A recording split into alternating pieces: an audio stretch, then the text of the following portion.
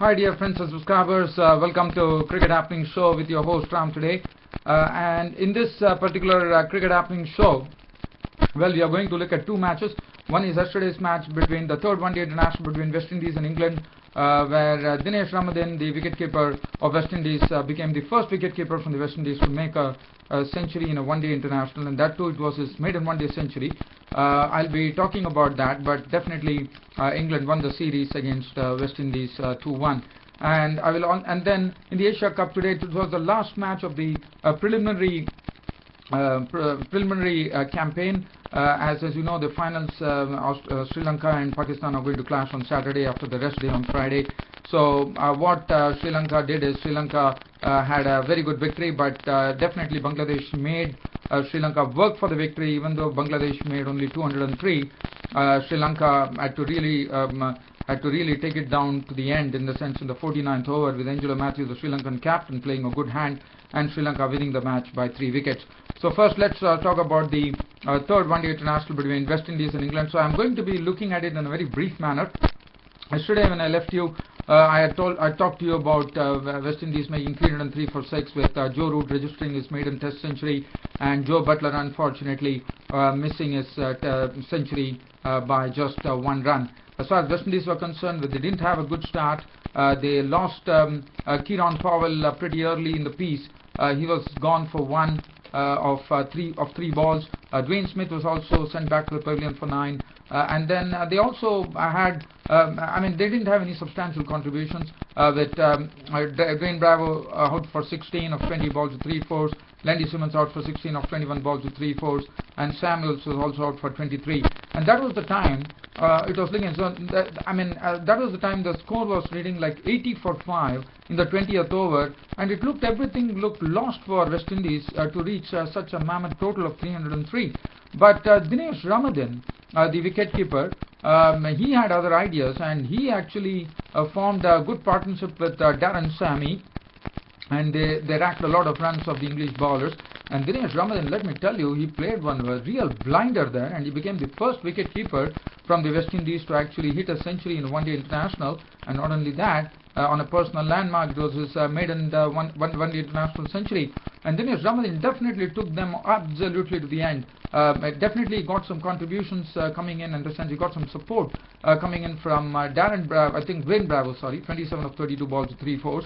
Darren Sammy contributing 24 of 35 balls with 2 fours and 1 6. Nikita Miller making 10, but as I said later on, barring Darren Bravo, there was nobody who could really stand with Dinesh Ramadhan, the wicketkeeper, who was really hitting a purple patch with his knock and really played a blinder of an innings. When everything looked lost for West Indies, he brought them to a situation where they could really challenge the total of 303. But well, definitely it went begging, no doubt about it. But what a century by Dinesh Ramadhan, 128 of 109 balls with 12 fours and 5 sixes, and this would do him a lots of confidence. And finally, West Indies were 278 all out. As far as the bowling is concerned, well, Broad had 2 for 58, 1 for 60 for Stephen Parry, 3 for 45 for Bresnan, and really nothing to. And the player of the match and the player of the series went to Joe Root of England for his tremendous consistency, and England winning this match against West Indies and winning the 3-match one-day series 2-1. Not only that, there was an unsavory episode also that happened, which unfortunately Maraz Erasmus, the umpire, actually changed the ball during the West Indies innings, which Stuart Broad was not pretty happy about, because he thought that England were doing well, and probably Stuart Broad thought there was no need to actually change the ball, but well, it was done.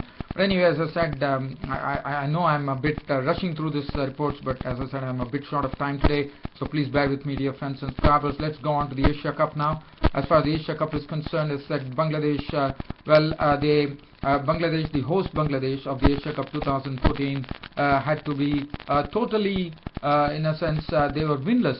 They lost to all the teams. They didn't have a single victory under their belt, and it was a real, not a good thing for Bangladesh, even losing against Afghanistan. And even though in the last match probably they could save some face and get a victory, but unfortunately it was not to be, because the Bangladesh batting didn't do well, and Sri Lanka winning the match by 3 wickets.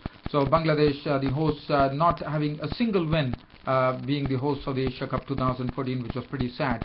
As far as Bangladesh were concerned, well, today they couldn't really, even though Lasith Malinga, the pace spearhead of Sri Lanka, was not playing today, but still Bangladesh couldn't really capitalize on that. And if you look at the scorecard, nobody was able to go on in a big way. I mean, nobody reached a 50 with Anamul Haq his contribution coming. In fact, the opening was very good. In fact, Bangladesh put on 74 runs for the first wicket in 19 overs, with Anamul Haq contributing 49 of 86 balls, 2 fours and 1 6. Shamsul Rahman making 39 of 57 balls with 6 fours.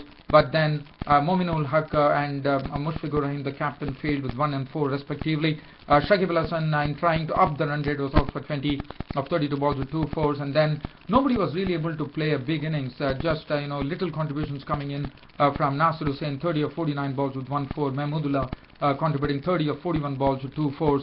Ziaur Rahman couldn't do much, 12 of 14 balls with 1 4, and then the tail completely caved in, and Bangladesh all out for 204. And the reason being, it was all the spinners who actually did the damage to Bangladesh to restrict them to 204 for 9 of their 50 overs. It was taken over by Ajanta Mendes, even though it was costly, 9 overs no maiden, 2 for 55. Then Chaturanga de Silva definitely showed what a wonderful player he is in this one-day series. 10 overs no maiden, 1 for 33. Sachitra Senanayake bowling very economically, 10 overs 1 maiden, 1 for 37. And Tisra Pereira 8 overs 2 for 29. And Lakmal also bowling absolutely a superb line and length and taking the wickets. 10 overs no maiden, 2 for 32. 3 overs for 11 runs for Ashan Priyanjan with 2 wickets, and was a right-arm spinner, as you know. And 204 for 9 was the final tally on the board for Bangladesh. After that, Sri Lanka in their chase didn't have a good start at all. In fact, they were reeling at one stage at 8 for 3. First losing Kushal Pereira, who tried to hammer Al Amin Hussain without really trying to stand there and trying to slam him. He was gone, caught by Anamul Haq with the bowling of Al Amin Hussain for duck. And Dalani Hussain produced a very good delivery, in the sense he actually drew Kumar Sangakkara forward for the drive, and the ball actually shaped away, and Nasir Hussain took a very good catch. So once the catch actually popped out of his hand, and then it popped in and he took it. And then there were more trouble, as Mahela Jayawardene was been in some horror of forms as far as the Asia Cup is concerned. This time couldn't even couldn't score, in the sense I wouldn't blame him. It was the call from Lahiro Tiramani who had actually called him and then left him stranded mid-pitch, and that was all over. Jayawardene was run out by a beautiful throw coming in from Rubel Hussain, and he was gone for naught. And Sri Lanka were in a very real strife at 8 for 3 at the one stage in the 4th over, and then it required Tirimane to really forge a partnership with Ashan Priyanjan. Ashan Priyanjan looked confident in his stroke making, and both of them slowly tried to resurrect the situation by taking the score to 47 in the 15th over, and that was the time Arafat Sunny was included today. The left-arm spinner came in and picked up the wicket of Lahiro Tiramane, as Lahiro Tiramane scored Rubel Hussain bowled Arafat Sunny for 33 of 60 balls with 3 fours, and that made it 47 for 4. But again, they were still in the woods, I would say, Sri Lanka. But then Lahiro Tiramane, in fact, the next to go was Ashan Priyanjan, who was out to a good delivery, in the sense I really surprised Ashan Priyanjan, as the ball actually took off, in the sense it stood up on him, and he was really surprised by the bounce, and Anamul Haq took a good catch low down of the Ziaur Rahman. In fact, Ziaur Rahman was actually bowling his first over in that particular match, and he was Ashan Priyanjan was dismissed for 24 of 38 balls with 3 fours.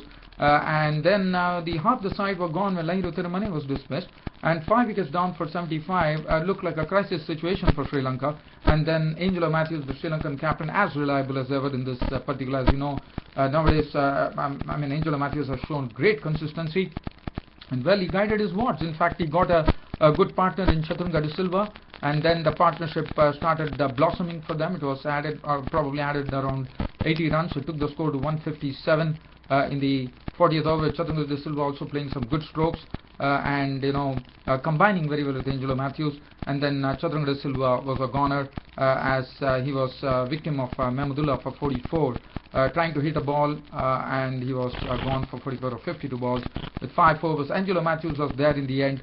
Tisra Pereira was run out for 15 of 23 balls, and then Sachitra Senanayake smoked the boundary when 10 runs were required of 2 overs. Angelo Matthews, well, a cool head, very calculated, taking calculated risks, and finally emerging unbeaten on an unbeaten 74, a winning knock from him, unbeaten 74 of 103 balls with 7 fours and 1 6, and Sri Lanka winning the match by 3 wickets, 208 for 7 in the end of 49 overs. Bowling Al-Amin Hussain, well, I thought he bowled very well in the initial stages. 10 overs, 2 maidens, 42 runs and 2 wickets. He really troubled the Sri Lankan batsman. Rubel Hussain, 6 overs, 1 for 25. But today, what was good about him was his catching and his ground fielding, which was good. He also effected a good run out. Shakib Al Hasan bowled very economically, 10 overs, none for 27. Ziaur Rahman also completed his quota in a very nice way, 10 overs, no maiden, 1 for 34. Arafat Sunny, 7 overs, 146. And Mahmudullah also bowled well, 6 overs, 1 maiden, 1 for 30. The man of the match went to Angelo Matthews, the Sri Lankan captain. And now the Asia Cup finals will be there on Saturday between Sri Lanka and Pakistan. In Sri Lanka, I'm sure they would have had a lot of heart after having this win, because any win really does wonders to the confidence and to the morale of the team, and that's what precisely happened. Well, dear fans and subscribers, as I said, I'm really short of time, so it's only 11-minute YouTube broadcast. I hope you all liked it, dear friends, subscribers, and you, dear friends and subscribers.